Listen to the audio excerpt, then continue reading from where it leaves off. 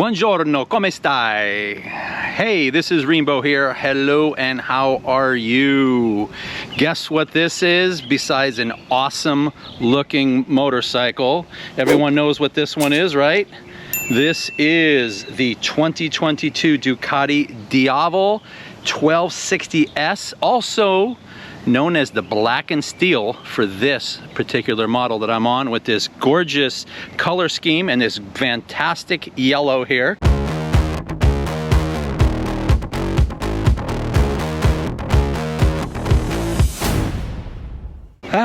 So the last time you saw me ride a Diavel, it was the X Diavel with forward controls and belt drive. This one is a chain drive. As you can see, it's got a little fancier front end forks. So let's go over some of the specifications on this right here. All right, so what we have is a base price in the United States of $21,795 for this absolutely gorgeous bike with this beautiful Olin suspension on it. This thing, like I said, is chain driven, and it will pump out 157 horsepower at 9,240 RPM. That is fantastic. There's about 95 pound-feet of torque, and you'll find that when you get it on your tack at about 7,500 RPM. Like I said, it does have mid controls, and if you can't tell, that is set up for the quick shifter, which is even better. So really, this is an absolutely gorgeous bike with the yellow accent. It's got the Italian colors on it, the Brembos, but let's go over most of it. Now, this seat height right here, 780 millimeters, and for those in the United States, it's 30.7 inches. So it's a nice, comfortable seat, no matter really how long your legs are. I have a 32-inch inseam, and this is easily flat-footed on this particular bike. Now, it has cornering ABS, it has traction control, but we'll get into some more of that in a little bit. Now, this massive engine on here is a 1262cc Testra Stretta engine. It is an absolutely gorgeous engine. This bike really does look, it just looks like muscles, man. This is very muscular, but yet it has those nice Italian curves and lines on it. Really impressed with the looks of this bike. It's got a 63-inch wheelbase, and it weighs about 492 pounds dry, so it's going to be over 500 and some pounds wet, which really isn't too bad. So the dry weight is about 223 kilograms for the rest of the world. Now, your valve clearance on here, this is a typical Desmo, so you're going to get your valve service done at 30,000 kilometers or 18,000 miles, and that's when they can strip this thing down a little bit and do your valve on the Desmos. On the front end, beautiful Brembos like we talked about before, and these Brembos are mounted on and controlling 320 millimeter right there. Those 320 millimeter discs. Of course, in the back, let's see what we got here. On this single-sided swing arm, we have another Brembo back there, and that is on a 265 millimeter Brembo. Now, we talked about that it has a quick shift. I already told you that it's got the Desmo valves. There are 3 riding modes with this bike, and those 3 riding modes that you will find right here, when you put them in, are going to be urban, touring, and sport. When I hopped on it, it was in touring. I immediately put it into sport. It's a small little TFT, but it does its job. It's got another little secondary indicator up there to kind of help you out. It does have the power modes. There is cornering ABS, like I said, traction control. This does have Ducati wheelie control. And all of the lights on here are full LED. And from what I understand, this even has a Ducati power launch, otherwise known as DPL, for those that like to, you know, straight line racing. Now, this particular bike is delivered with 6 speeds. The front tire 17-inch, rear tire 17-inch, but the front is really a typical 120/70 that you're going to find on a lot of bikes. Very typical, so you can get a lot of different rubber for this. And back here, this nice big fatty here, this Pirelli Diablo Rosso 3. This is a 240/45/17 back here. But most importantly, how does this bike feel? How does it ride? How comfortable is it? And really more important, why would my good friend Fabrizio from Italy tell me that he's going to trade in his brand new Pikes Peak in March for a new Diavel, when the Diavel in March, from what I understand, there will be coming out with a V4. So the Diavel is going to go to a V4, and he is pretty much convinced that he wants to convert over. He likes his multi-strada Pikes Peak, but he says he's more comfortable on this bike. It's hard to believe, but let's take it for a ride and let's find out. Well, it is time to saddle up.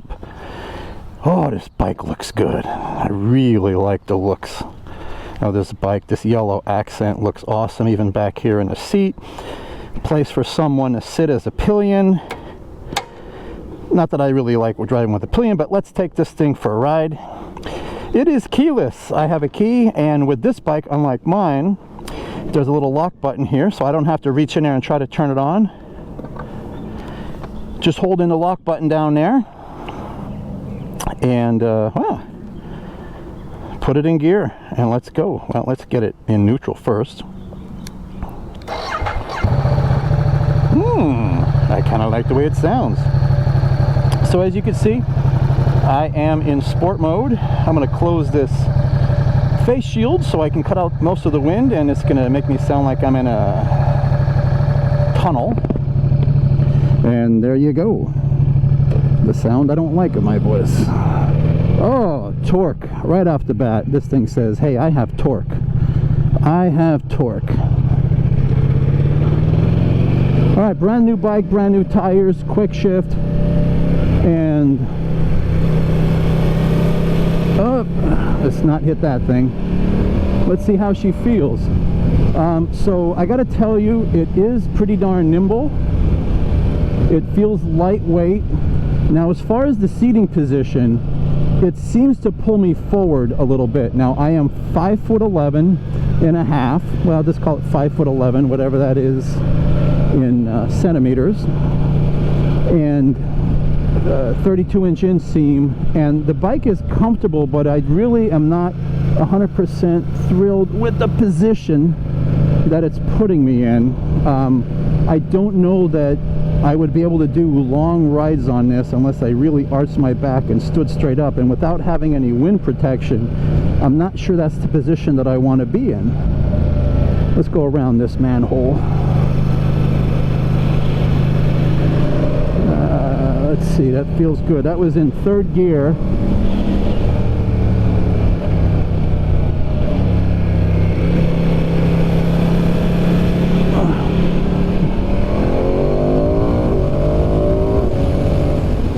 Whoa, my goodness. Yeah, that torque and HP really kick in with this bike. I gotta tell you, that is rather impressive. So let's see if we can flip back in the other direction quickly. Brand new tires, man. I gotta take it easy with this thing. But I really have to admit that this bike is a beast. So that's the day of the word for me for this bike, is gonna be beast. It really is a beast. The mid controls are pretty good. They work for me rather well. Not having any issue with that. I'm totally digging this quick shifter up and down, which I really like. The mirrors are, style-wise, I think they're nice for the bike. I would like to see the multi-strada mirrors on here because they're more easily adjustable than these, but at least they're not like crappy little sport mirrors where you can't really see behind you, and I'm always looking behind me, especially at stoplights.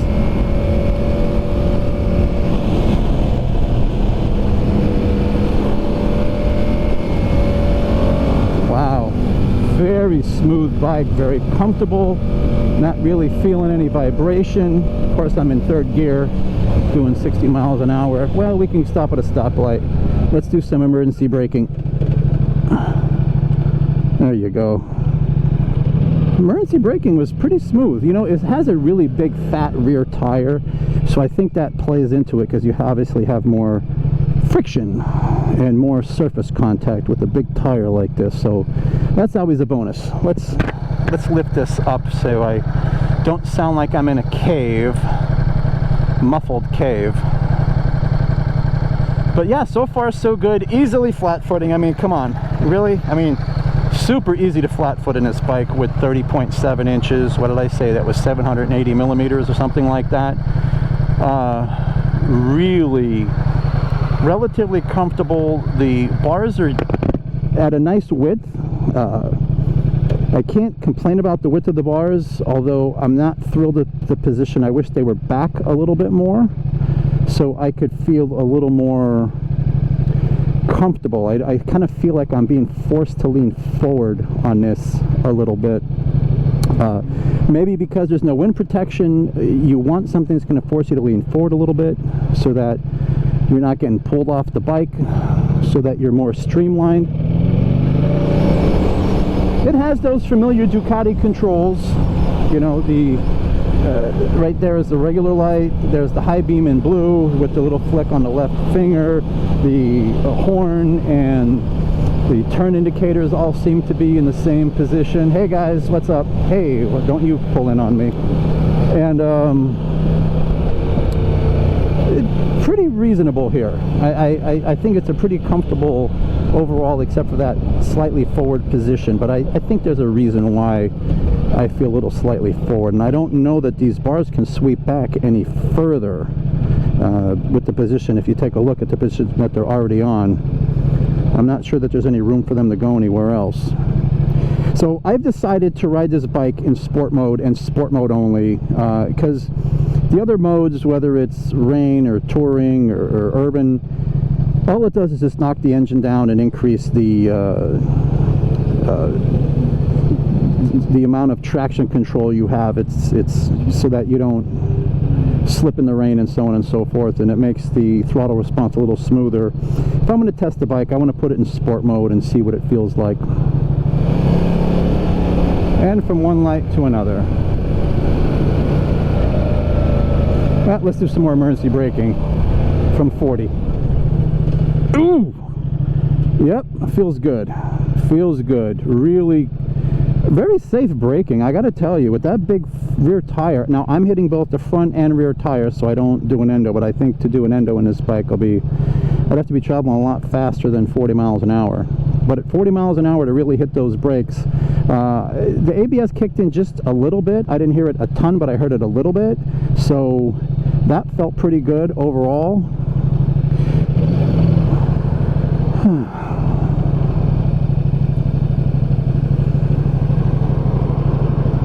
Thank you. Appreciate it, because I don't have a license plate on this thing. That was awful nice of you. All right, let's go.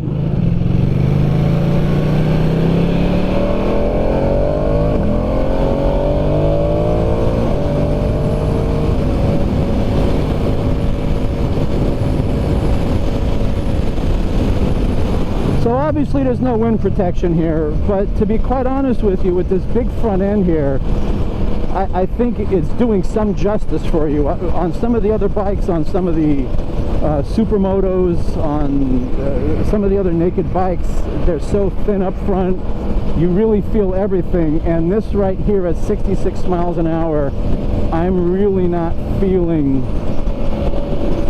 too much. It's really not bad. It's obvious that I have no wind protection, but it's not crazy.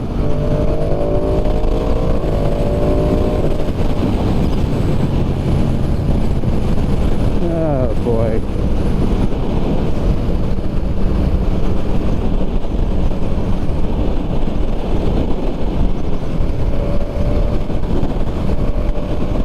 I would have liked to have been able to get on it, but apparently there's a little bit too much traffic in my spot here where I normally can hit it. I did hit triple digits, but only for a couple seconds. And I am rather impressed with the wind protection for not having any wind protection, which you're going to say, hey, that makes no sense. But to be quite honest with you, it does make sense, because they don't have any added wind protection, but I think the design of the bike itself lends some wind protection. So I think this is something that you can definitely get up and on the road with and do some longer trips for sure with this bike. Yeah, downshifting is good.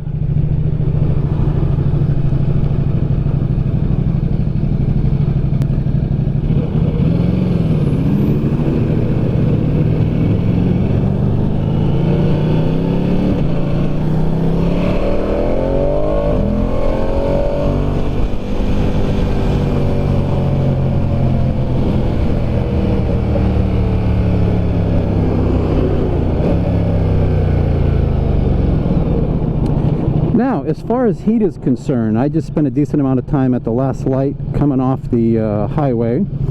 I'm sitting here at another light, and the heat's not really getting to me from below. Not like not like the Panigale V2 and V4, not like the Street Fighter, not like the Super Sport, where you're kind of boiling on top of it. This one actually feels pretty good. I have no real complaints so far. So that's a pretty smooth bike, I gotta tell you. It's a rather smooth bike. And let's see how it handles. Now, I'm not gonna put weight on my feet. I'm just gonna see how it handles the railroad crossing. Oh my. Okay, once again, I am impressed. I know if I would have taken that, and I have taken that with my old Indian Scout bobber, I would have jarred my teeth out and probably compressed a couple of vertebrae together in my spine. But this thing here, wow, it's really surprisingly good. But I can't say surprisingly, because it really does have an upgraded Öhlins suspension on it. All right, so let's talk about the gearing. The gearing appears to be pretty decently long. So there's second gear. That's where I'm about feeling it. Third, 65. Yeah, so the gearing is pretty darn good and pretty long. And to be quite honest, like I say all the time, I'm not even sure I really needed a sixth gear, because this fifth gear takes it so long and you get so much power with it. I think the sixth gear is a bonus for saving gas mileage, you know, to tone down the RPMs a little bit, but the bike feels very smooth on the highway at highway speeds in fifth gear. So what are my overall thoughts on this bike? For those who care, well, I'm going to tell you whether you want to know or not. If you don't, you can always just stop the video. But anyway, I really appreciate everyone being here a lot. And one of the things that I really appreciate is, it's who I appreciate. I appreciate Ian from Two Wheels World, because if it wasn't for him, I would not be on this bike test riding it. It is because of Ian and the owner Omar that allow me to take these bikes out and test ride them and do reviews, good or bad. I know I wasn't happy, for example, with the Triumph Tiger 900 Rally at all, and I let people know in my review that, you know, definitely wasn't one of my favorite bikes. So I'm allowed to be honest. They don't tell me what to say, and that's what I appreciate. So if you are anywhere in Florida, or you're just looking for a bike and they have one in stock here, call Ian at Two Wheels World, Ducati Forza, otherwise known as Two Wheels World, here in Pompano Beach. You can see how lovely it is. Anyway, so overall, I think this bike is a great cruiser. I think it's also great for taking decent trips. You know, do I want to spend 8 hours a day on this one? I'm going to say no. But maybe if there's another way to make an adjustment here with the handlebars, then maybe it's possible that I would change my mind. It's just that it's a bit more of an aggressive bike. It's a gorgeous bike. If you want torque, this has no shortage of torque, and it is one enjoyable bike to ride. So I give this one a big rainbow thumbs up. And oh, there's my bike over there. I didn't park it there. Ian must have had it out. All right, this is Rainbow. Please like, please subscribe. I thank you very much, and have yourself a great day.